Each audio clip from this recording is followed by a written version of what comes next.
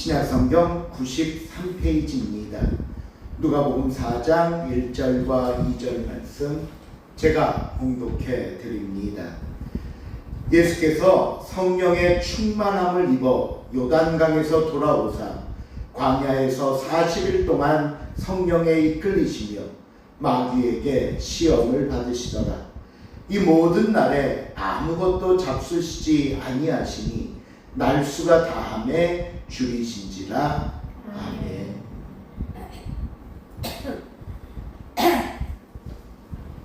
우리가 지난 시간까지 예수님의 사역을 위한 준비와 서론에 관한 말씀들을 살펴보았고요. 이제 오늘 본문 4장으로 들어와서부터는 본격적인 공생애의 활동을 만나게 됩니다. 그런데 그 오늘 공생애의 첫 번째 모습이 너무나 놀라운 장면으로 우리에게 다가오는데 1절 말씀 다시 한번 읽어볼까요? 시작. 예수께서 성령의 충만함을 입어 요단강에서 돌아오사 광야에서 40일 동안 성령에게 이끌리시며. 예수님께서 세례 요한에게 세례 받으신 그 요단강에서 돌아오사라고 하면서 오늘 본문은 그 사건으로부터 이어지고 있음을 설명하고 있습니다. 그런데 그렇게 요단강에서 돌아오사 광야로 오셨는데 그럼 광야에서 어떤 일이 벌어졌는가? 다음 2절 제일 앞부분을 보니까요. 마귀에게 시험을 받으시더라라고 나옵니다. 예수님이 요단강에서 마치 대관식을 치르는 것 같은 세례식이 있었습니다. 이 자리에는 성부와 성령 하나님께서 함께 하시면서 성자 하나님이신 예수님의 세례와 앞으로 펼쳐질 구원 사역의 시작을 축하하고 응원해 주셨습니다. 그런데 곧바로 이어지는 다음 장면이 마귀에게 이끌려 시험을 받으셨다는 거예요. 우리가 이 말씀을 대하면서 신앙생활 안에서 기억해야 할 중요한 영적 원리를 하나 깨닫게 되는데 그게 무엇인가 하면요. 우리 역시 은혜를 때로는 듬뿍 받고 영적으로 충만해졌다고 해서 시험이 없는 것은 아니라는 겁니다. 때로는 가장 은혜로운 순간에 인생의 광야가 찾아오고 때로는 사탄의 거친 시험이 기다리고 있을 수 있다는 것을 우리는 항상 염두에 두어야 합니다. 그래서 오늘 성경에서 보여주시는 이 예수님의 시험은 절대로 놀랍거나 이상한 일이 아니라는 것을 먼저 우리에게 가르쳐주는 말씀입니다. 자, 그렇다면 예수님은 어떤 시험을 받으셨고 그 시험을 어떻게 물리치셨는가? 이제 오늘 말씀을 통해 이 예수님이 받으신 시험에 대해서 살펴보려고 하는데요. 첫 번째 우리가 살펴볼 것은 예수님이 받으신 시험의 의미입니다. 예수님이 시험 받으실 필요가 있었나 하는 것인데 1절 다시 한번 볼게요. 1절 말씀 시작. 예수께서 성령의 충만함을 입어 요단강에서 돌아오사 광야에서 40일 동안 성령에게 이끌리시며. 지금 1절에서 예수님에 관해 무슨 얘기를 하고 있냐 하면 성령의 충만함을 입으셔서 요단강에서 오셨고 광야에서 40일 동안 머무는 기간에도 성령에 이끌려 계셨다. 그러니까 성령이 늘 예수님과 함께 하셨다는 거잖아요. 그렇죠? 그리고 나서 바로 다음 이어지는 2절에서 그럼 이 성령과 함께한 결과가 뭐냐? 마귀에게 시험을 받으신 것이다. 마태복음 4장 1절을 보면요.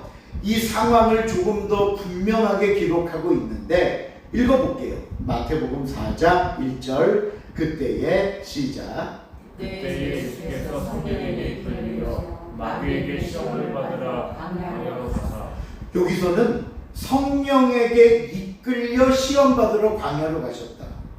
마치 성령께서 예수님께 시험 받으라고 마귀에게 직접 인도해 준 것처럼 기록되어 있습니다. 자, 그러면 오늘 본문도 그렇고 마태복음도 그렇고 이 설명이 의미하는 것이 뭐냐? 이것은요, 이 시험은 하나님의 계획 안에 있었던 시험이라는 겁니다. 그렇다면 왜 하나님께서는 예수님에게 시험을 허락하신 것인가? 왜 예수님이 시험을 받으셔야만 했을까? 이에 대해 히브리서 4장 15절에 이런 대답이 나옵니다. 읽어볼게요. 우리에게 시작. 우리에게 있는 대제사장은 우리의 연약함을 인정하시는 자신이 아니요 모든 일에 우리와 똑같이 시험을 받으시는데 죄는 없으십니다. 예수님께서, 하나님이신 예수님께서 인간의 몸을 입고 이 땅에 오신 것은요, 그저 어떤 인간의 육신의 형체만 입고 흉내내러 오신 것이 아니랍니다.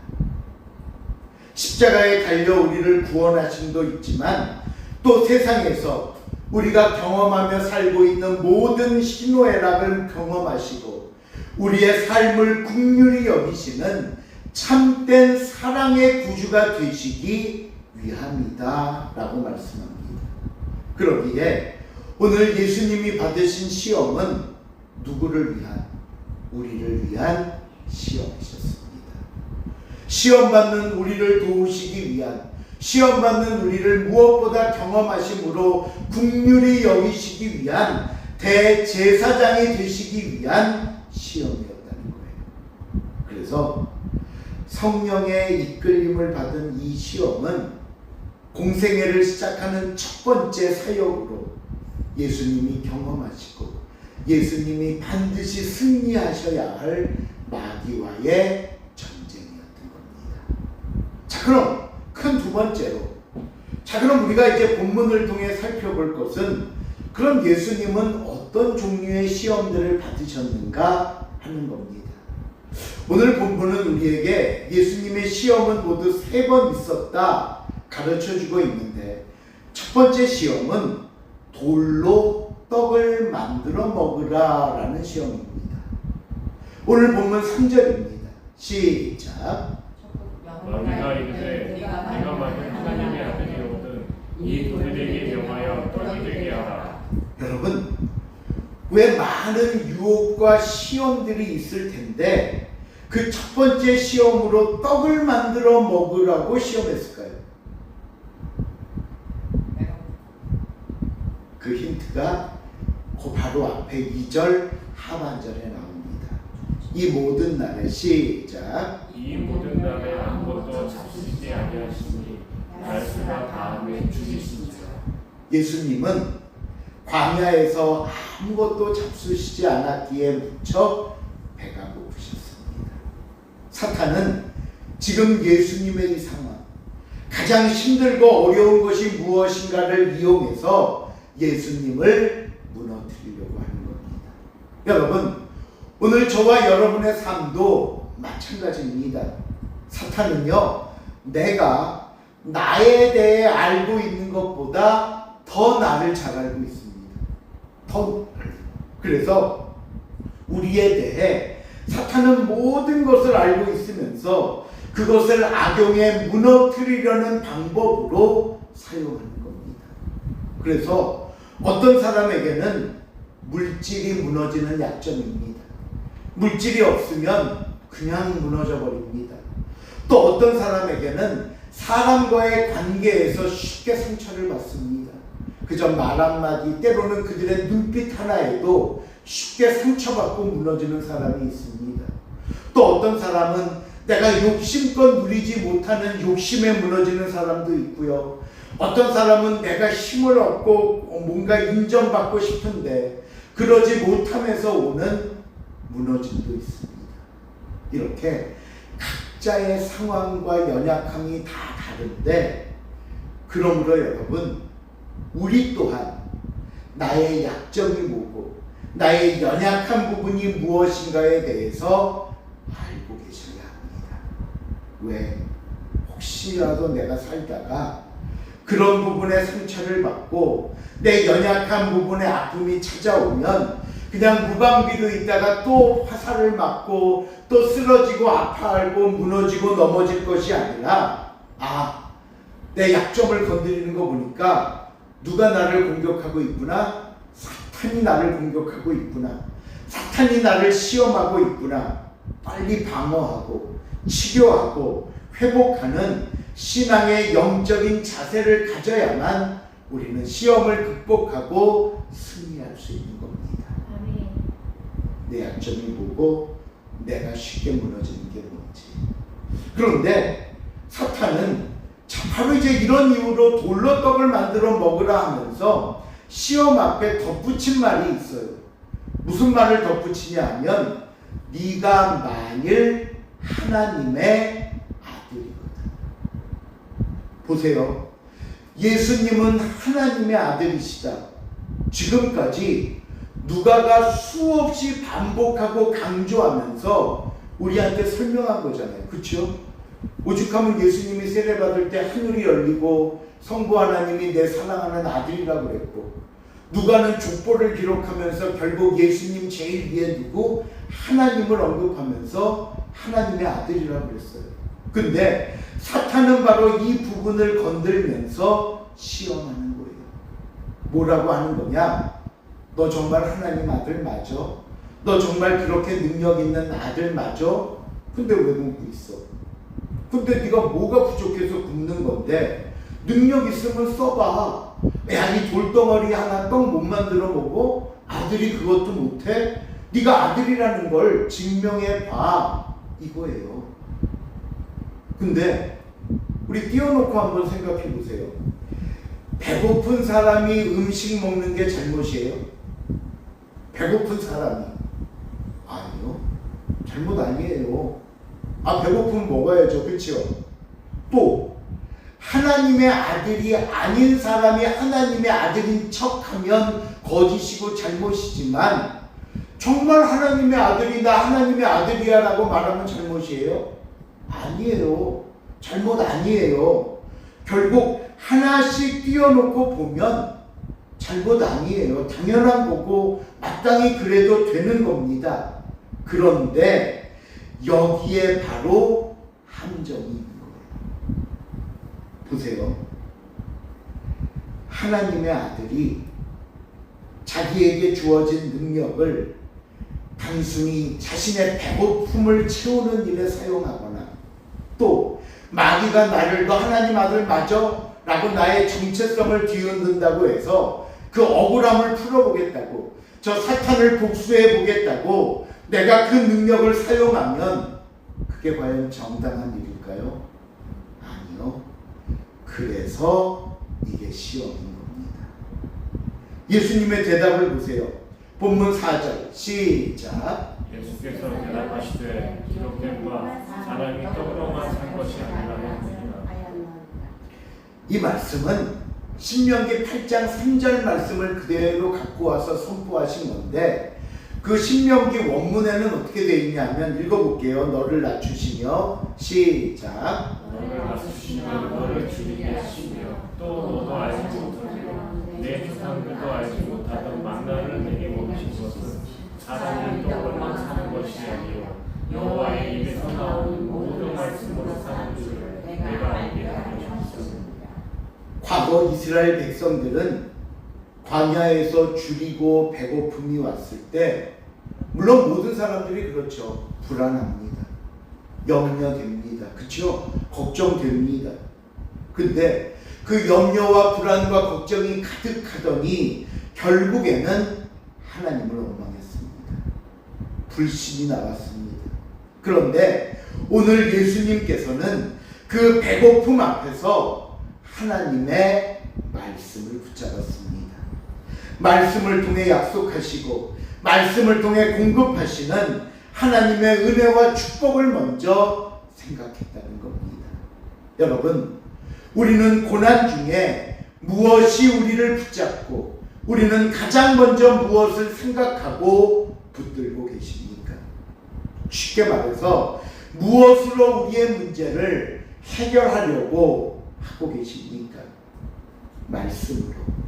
하나님의 약속을 믿음으로 붙잡고 나갈 수 있는 것, 이것이 바로 떡으로만 살지 않는다는 것을 가르쳐 주시는 말씀의 의미인 것입니다. 사탄의 두 번째 시험은 나에게 절하면 이 천하 만국을 다 너에게 주겠다라는 겁니다. 자, 본문 5절, 6절, 7절 말씀 마귀가 시작. 마귀가 또 예수를 이끌고 나가서 순식간에 천하 만국을 보이며 이르되 이 모든 권위와 그 영광을 내가 너에게 주리라. 이것은 내게 넘겨줄 것이므로 내가 원하는 자에게 주노라. 그러므로 내가 만일 내게 절하면 다 내 것이 되리라.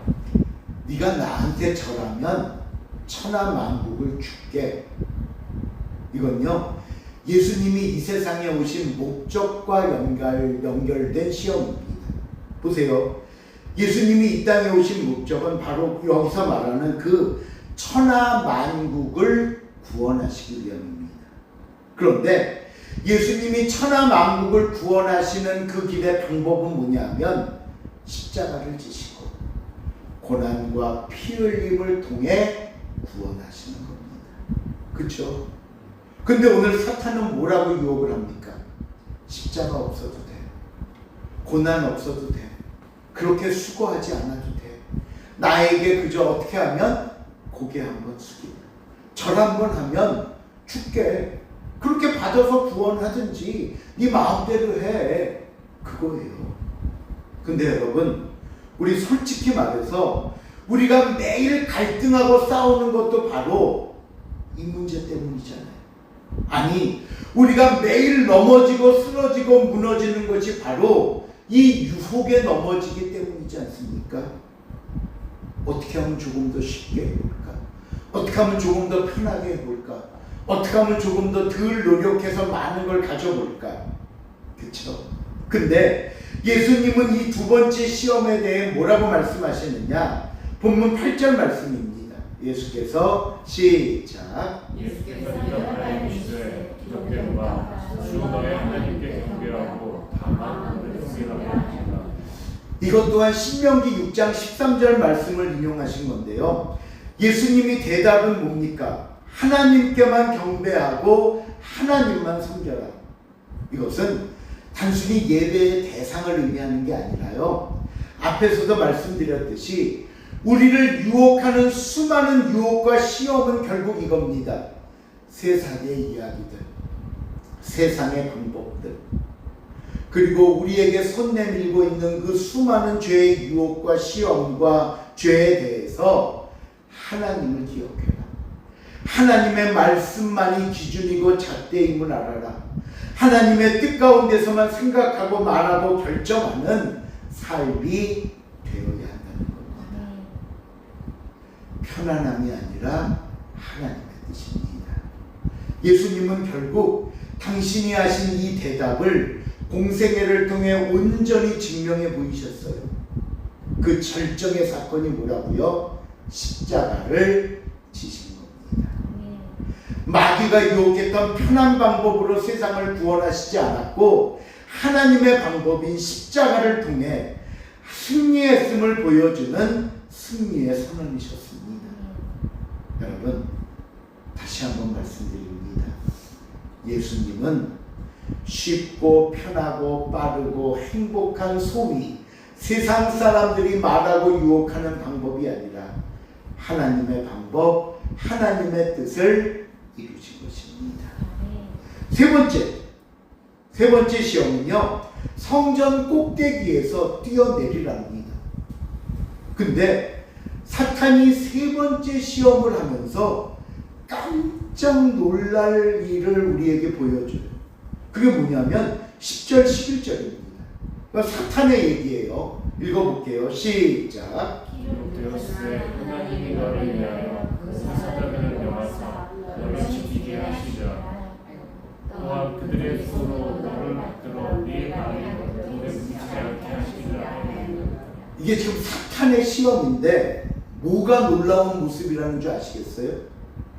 이게 뭐가 놀라운 모습인 줄. 제일 앞에 기록되었을 때, 그러면서 사탄이 시편 91편 11절 12절 말씀을 그대로 갖고 와서 예수님께 읽어주다시피 유혹하는 거예요. 결국 사탄이 말씀을 인용했다는 건 무슨 얘기냐면 이겁니다. 너 지금까지 계속해서 첫 번째, 두 번째 나의 시험에 성경으로 대답하고 있는데 그래 좋아. 그러면 나도 성경을 들어 너를 시험할 테니 네가 그렇게 말씀을 철저하게 지키고 말씀으로 대답하는 자라면 내가 얘기하는 말씀도 지켜야 될 거 아니야. 이해되시죠? 내가 성경으로 얘기하니 너는 지금까지 성경을 지켰으니 내가 말하는 성경도 지켜야지 하면서 유혹하고 있다는 거예요. 여러분, 여기서 우리의 영적인 분별력이 필요합니다.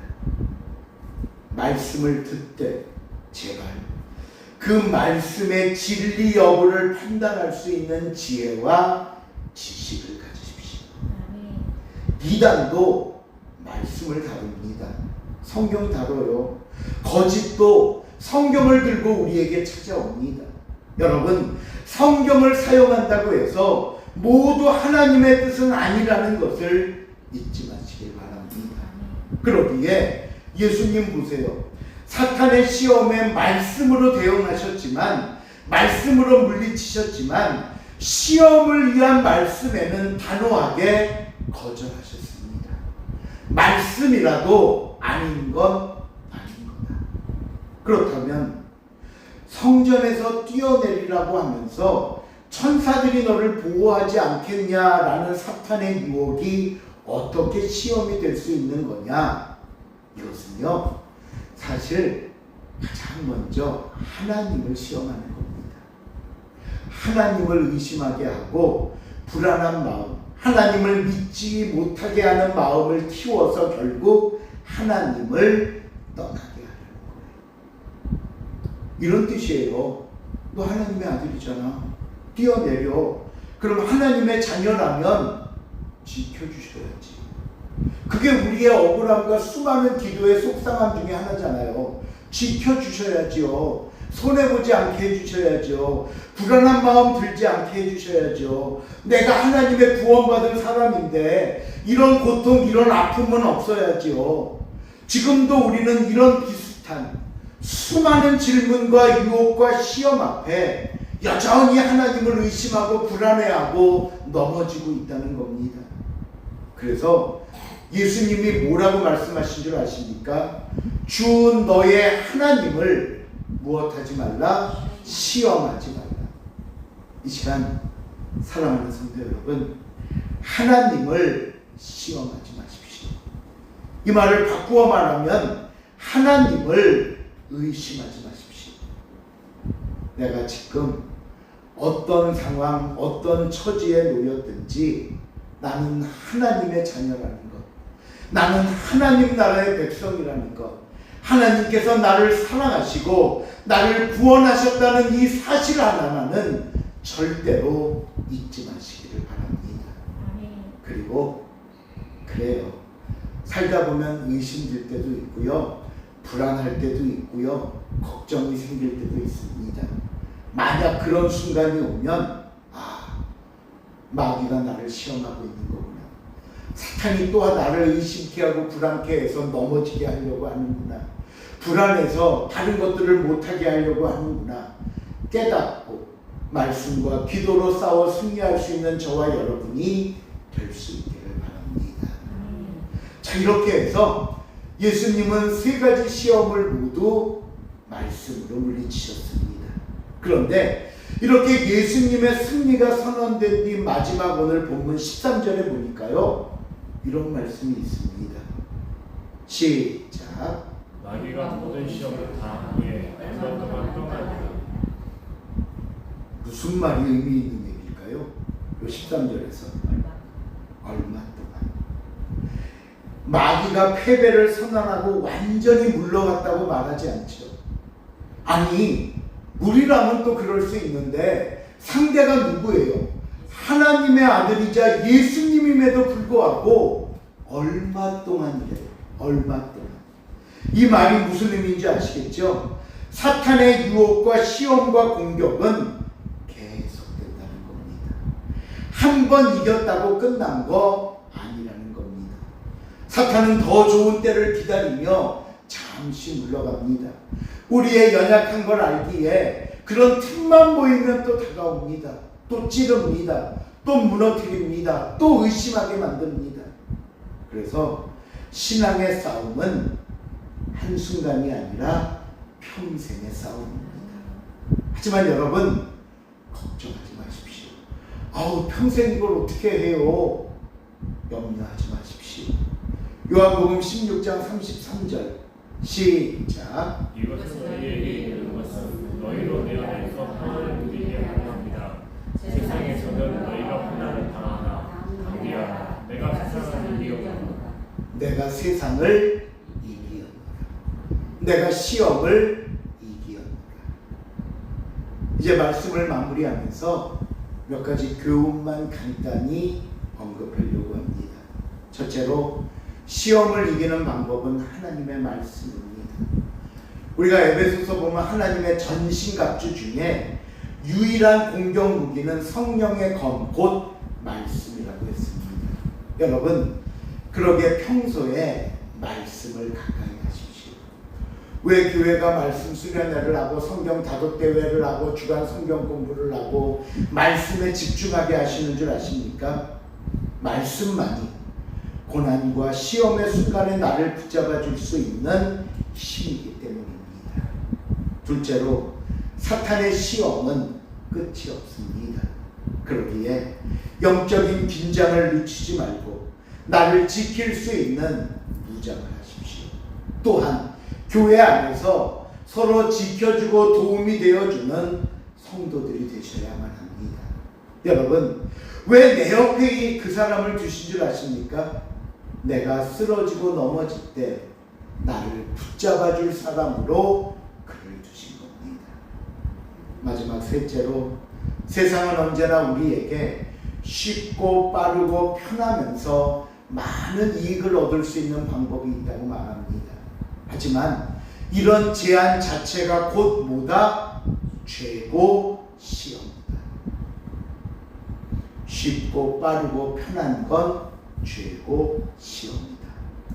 그러기에 언제 어디서나 하나님을 생각하고 하나님의 말씀이 삶의 기준이 될 수 있는 저와 여러분이 될 수 있기를 바랍니다. 기도하시겠습니다. 사랑의 하나님, 감사합니다. 오늘도 주의 말씀 속에 우리의 삶을 돌이켜봅니다.